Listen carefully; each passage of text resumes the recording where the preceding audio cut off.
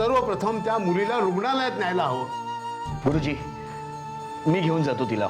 आता या सगळ्या प्रकरणातून तुमची सुटका कशी होईल ना, आधी त्याचा विचार करा. सर, गुलाबराव पाटलांच्या खुनामुळे वातावरण तापलंय. गावात तणाव निर्माण झालाय. तू शांत हो.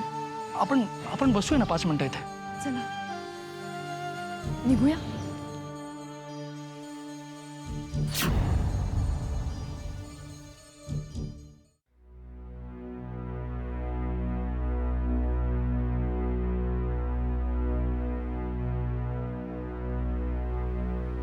बाबा काय झालं? काय नाही. सांगा ना बाबा. सावरे, फोन आला होता. गुलाबरावांच्या कार्यकर्त्यांचा असावा. तो म्हणत होता की तुमच्या मुलीनं गुलाबरावाच्या खुन्याला पाहिलंय हे आम्हाला माहिती आहे. तुम्ही पाऊल पुढे टाकलंय, आता मागे घेऊ नका, साक्ष फिरवू नका, नाहीतर आमच्यासारखे वाईट आम्हीच वगैरे धमकी देत होता.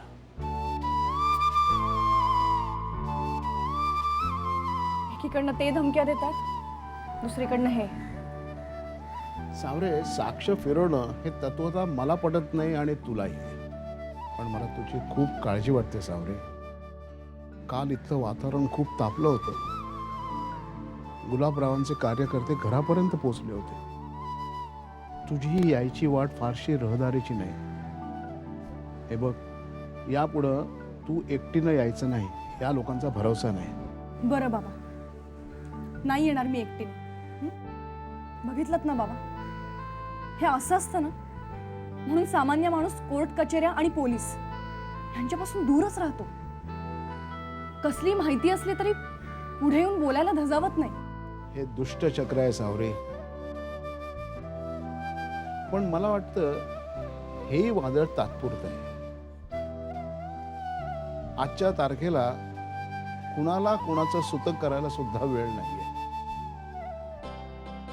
4 दिवसात चौकशीचं नाटक करून फाईल बंद करतात की नाही बघ. पण बाबा, मग न्याय कसा मिळणार? मिळेल सावरे, मिळेल. एक न्यायालय वर सुद्धा आहे.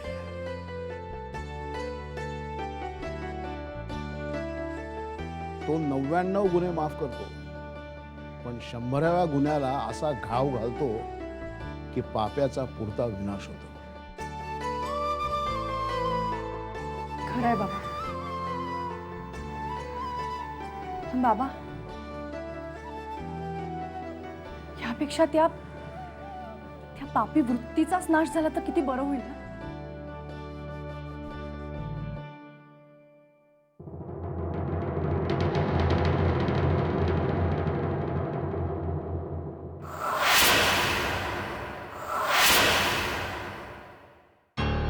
संध्याकाळी बोलणी झाली आहेत.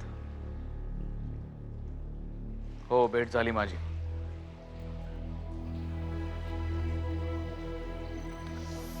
प्रोजेक्ट सुरू होणारच.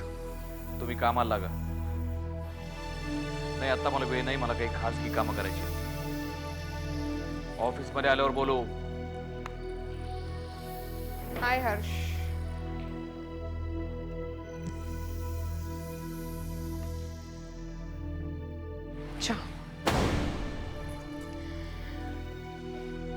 मी केलाय तुझ्यासाठी.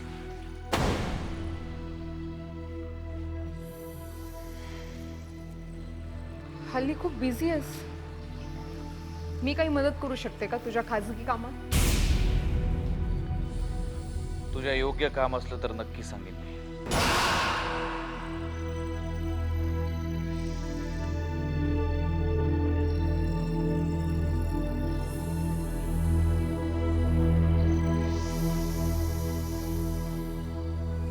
तू खाजगी कामांसाठी वेळ काढतोयस हे ऐकून खूप आनंद झाला. पण त्यातला मला किती वेळ देणार आहेस?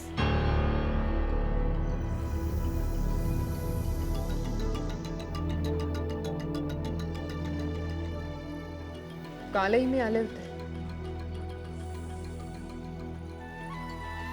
नव्हताच तू. आष्टीला गेलो होतो.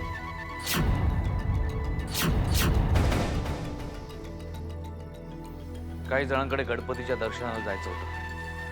ओ, मग नेमकं कुणाचं दर्शन घेतलं? गणपतीचं की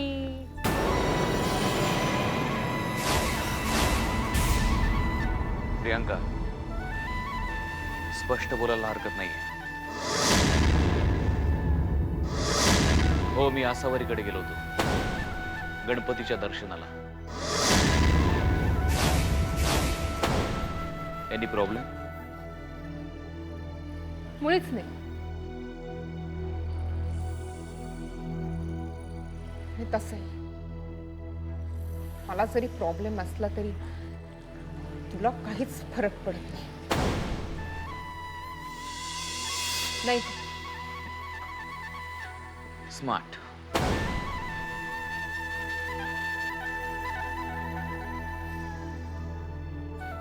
गुड. जमलाय तुला चहा. मला हवा तसा. Yes, I am smart. Harsh, मला कसं टॅकल करायचं हे जसं तुला माहिती आहे ना, तसं तुला कसं वळवायचं हे मलाही माहिती आहे. पण मला हवं तसं कधीतरी वागणार आहेस का तू? काय बोललीस?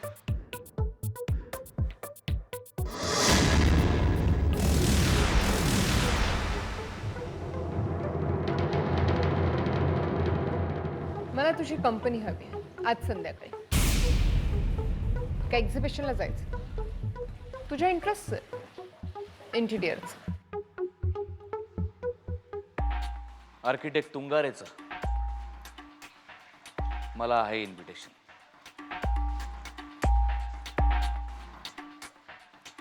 ओके, चल जाऊया.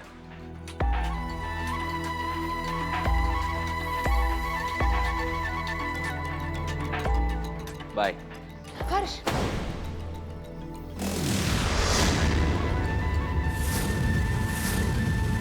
सॉरी, पण संध्याकाळचं नक्की नाही.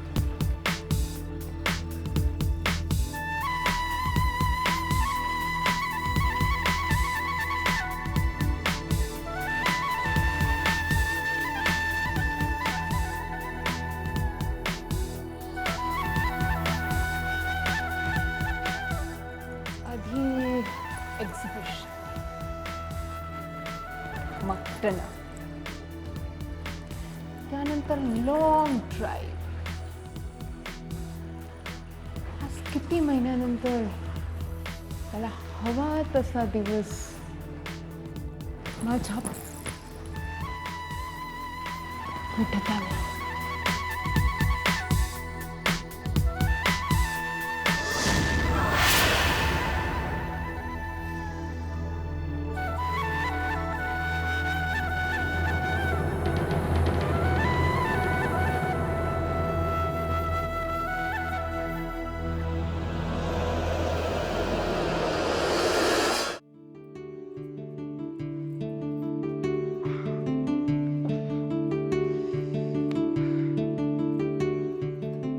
बॅग भरणं चाललंय वाटतं. इतकं सामान आहे ना त्याचं, कुठे ठेवणार आहे तो हा सगळं कोणास ठाऊक. आता चाललीस ना तू, दे त्याला लावून नीट. मी करेनच हो, पण मी त्याला म्हटलंय यावेळेला फक्त गरजेचं आहे तेवढंच घेऊन जा. पुढच्या ट्रिपला तुम्ही बाकीचं सगळं घेऊन जा. ते तिघे जण मिळून काहीतरी फ्लॅट शेअर करायचं म्हणतायत. जेवणात काय हो, नुसते बसा ना त्याच्यापेक्षा, मी करीन सगळं. त्याच्या जेवणाचं काय करणार आहे तू? नाही, डबेवाली आहे, खानावळ पण आहे जवळपासच. आणि हो, उषाताई म्हणाली की तिच्याकडे एक जुना टीव्ही आहे, तो ती देते नीलसाठी. अगं टीव्ही? हो, कशाला काय, आता सप्टेंबर ऑक्टोबरमध्ये मॅचेस चालू होत आहेत, त्याचं भागणार आहे टीव्ही शिवाय. बघे ना का. आणि तिच्या लोणावळ्याच्या फ्लॅटवर खूप जुनं फर्निचर आहे, त्याच्यातलं ती थोडं नीलला देते, म्हणजे तोही प्रश्न सुटला. सिलेंडर, पुढच्या ट्रिपला न विसरता सिलेंडर घेऊन जा. काय आहे, त्या मुलांना काही चहा कॉफी प्यावीशी वाटली, ब्रेड बटर करून खावंसं वाटतं तर वांदे नकोत ना त्यांचे. खरं सांगू का, माझ्या लिस्टच्या निम्म सामानही दिलेलं नाहीये मी. कसं काय होणार आहे त्याचं कोणास ठाऊक. एवढा अभ्यास, त्याचं खाणं पिणं, कोण इकडे लक्ष देणार. सगळं व्यवस्थित झालं तर काय. उमा, अजून किती दिवस त्याला पंखाखाली झाकून ठेवणार आहेस तू?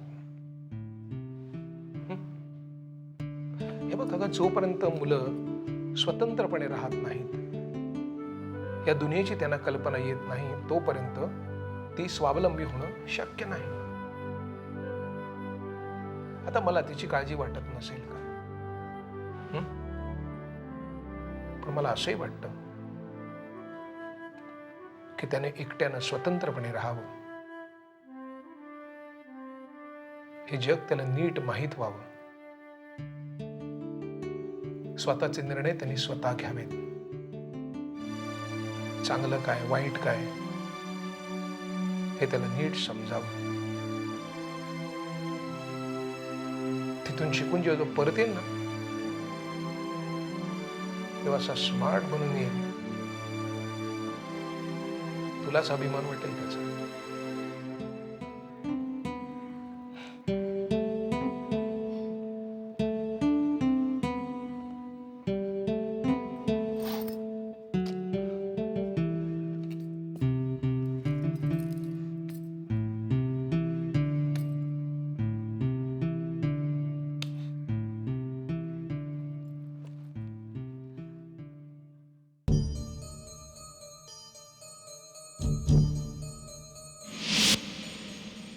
कशी आहे त्या मुलीची तब्येत? थोडक्यात वाचली नाही तर डोळाच गेला असता. नशीबच म्हणायचं, नाहीतर त्या मुलीच्या आयुष्याचं नुकसान झालं असतं. मयेकर सर, आपण शाळेत मुलांना फार तर ओणवं उभं राहायची शिक्षा देतो, आणि तेही अगदी व्रात्य मुलांना. कारण ते बाई शाळेत जवळजवळ 10 वर्ष शिकवत आहेत, त्यांना सगळे नियम माहिती आहेत, तरी विद्यार्थिनींना त्यांनी पट्टीने मारावं. अशा वेळी शिक्षकांना कसं थोपवावं तेच कळत नाही. किती वॉर्निंग्स दिल्या, किती समजावून सांगितलं, पण पालथ्या घड्यावर पाणी. उद्या रेकॉर्डवर शेरा मारला तर त्यांची नोकरी जायची, आणि एखाद्याची रोजीरोटी हिरावून घेतल्याचा आरोप मात्र आपल्यावर यायचा. गुरुजी, पण अशा नरम वागण्याचाच शिक्षक फायदा घेतात. शेवटी शाळा प्रमुख म्हणून या सगळ्याची जबाबदारी आपल्यावरच येणार. मला असं वाटतं, शिक्षक असो वा विद्यार्थी, जो कोणी चुकीचं वागेल त्याच्या विरुद्ध आपण कडक धोरणच स्वीकारायला हवं. तसंच दिसतंय. येऊ का? या या. गुरुजी, हे त्या विद्यार्थिनीचे वडील. कारंडेबाईंच्या हातून जिला नकळत इजा झाली ना. नकळत? ती- वा मयेकर सर, वा, छान. तुम्ही अशी काही सुरुवात केलीत की त्यात बाईचा काही दोषच नाहीये. नाही नाही, तुमचा काहीतरी गैरसमज होतोय. हे बघा, तुम्ही ऐकून घ्या. आता काय ऐकून घ्या सर? माझ्या मुलीचा डोळा गेला असता तर? आणि सर, ही काय शाळेची पद्धत झाली का हो? मुलांना शाळेत वाटेल तसं गुरासारखं मारतात.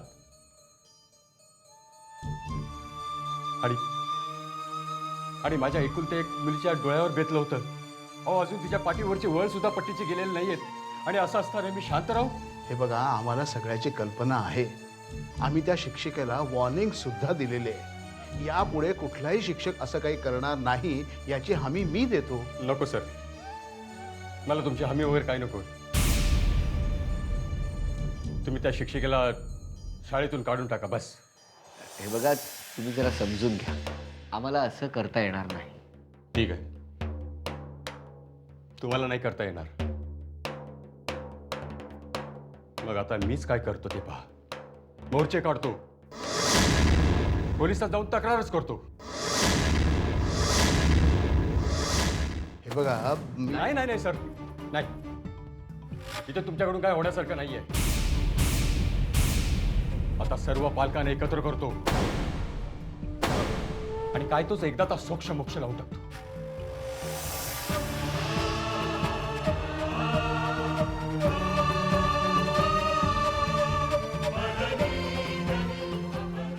यावर मला एक उपाय सुचतोय. कारंडेबाईंनी विद्यार्थी आणि पालकांची सर्वांसमक्ष लेखी माफी मागायची.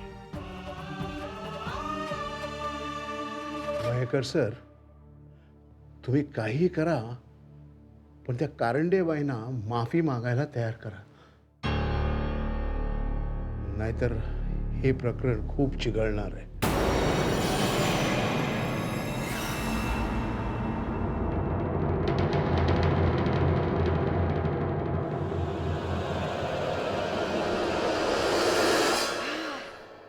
झाली एकदाची यादी तयार. अहो, ही यादी वधू पक्षाच्या लोकांना द्यायची. ह्या सगळ्या वस्तू ते आपल्याला देणार आहेत. हुंडा म्हणून. हुंडा नाही, मानपान म्हणून. वाचा. मानपान 10 पैठण्या, 50 साड्या, अहो, ओरडताय कशाला? वाचा. आहेराच्या हा, 25 चांदीची ताटं, बरोबर. 30 pant piece, 60 shirt piece, 1 dining table, 10 खुर्च्या, 2 अलमाऱ्या, डबल बेड, एक डबल बेड पुरेल. सध्या पुरेल. तुम्ही वाचा. मुलाला 5 तोळ्याची चेन. हा. 5 तोळ्याची चेन? अगं चेन आहे का साखळदंड? अहो, तुम्हाला काय करायचंय? आणि तुम्हाला काय कळतो सोन्यातलं? उगाच आपली बडबड बडबड बडबड. वाचा. मुलाला आणि मुलाच्या आईला सोन्याची अंगठी. हा. तुला अंगठी कशाला? अहो, प्रश्न कसले विचारताय? तुम्ही फक्त वाचा. ठीक आहे. मुलाला सूट, मुलाला बूट, मुलाला कुर्ता, मुलाला पायजामा. मी काय म्हणतो प्रभा, काय? आपण एक एक्स्ट्रा नाडा पण लिहूया का? नाही म्हणजे कधी नाडी तुटली, काही प्रॉब्लेम झाला तर उपयोगाला येईल, नाही का? येत आहे, लक्षात येत आहे. वाचा. तुम्ही वाचा पुढे. काय प्रभा, अगं ते एवढं देत आहेत म्हणून आपण किती तोंड बेंगाळायचं? यालाच कर्म दरिद्रीपणा म्हणतात.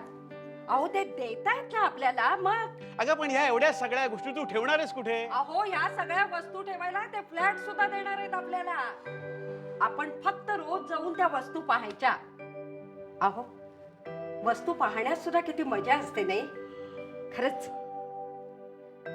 वाचा. Towel, napkin. मी काय म्हणतो, काय? आपण टूथपेस्ट, साबण, दाढीचा साबण, केसाचं तेल, भांडी घासायचा साबण हे पण लिहूया का? अरे देवा, हे विसरलेच होते मी. त्या इकडे लिहिते पटकन.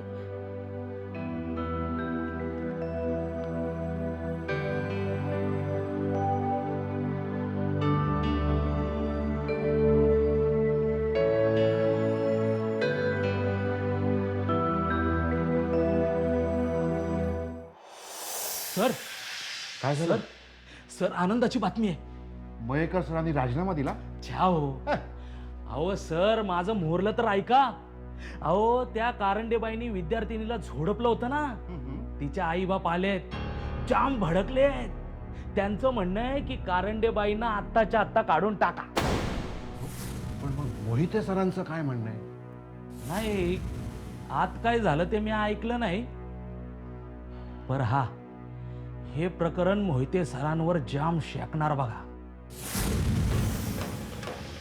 बघितलं सुळे, आपण खास काही न करता सुद्धा गोष्टी कशा आपल्या बाजूने घडतायत.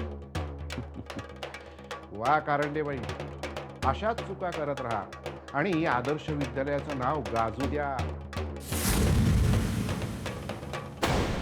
मोहिते सर, प्रिन्सिपॉलच्या खुर्चीवरून उतरण्याचे तुमचे आता फार दिवस उरलेले नाहीत.